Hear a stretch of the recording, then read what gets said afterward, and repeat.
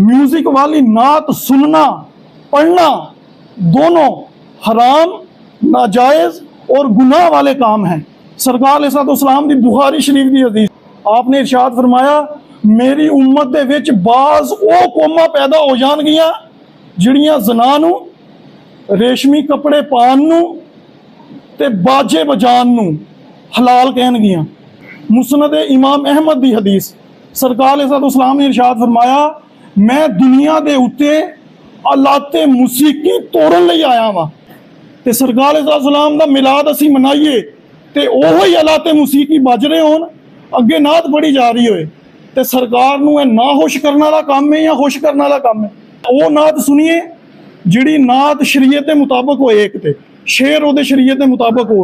हुण शेर ऐसे लिखे जाते हैं जिहड़े नौज़ बिल्लाह सरकार अलैहिस्सलाम नूं अल्लाह दे बराबर कर दिंदे ने, बाज़ दफ़ा अल्लाह तो भी वध कर दिंदे ने, बाज़ दफ़ा जन्नत का मजाक उड़ाया जा रहा है।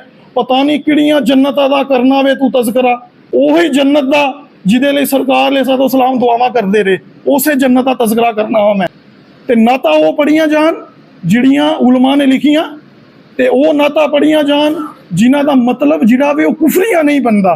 ते दूसरा म्यूजिक तो बगैर सरकार अलैहिस्सलाम दी सनाहानी सुनी जाए ताकि सानू सवाब हासिल होए, ना कि अल्लाह पाक सानू गुनाह अता फरमाए।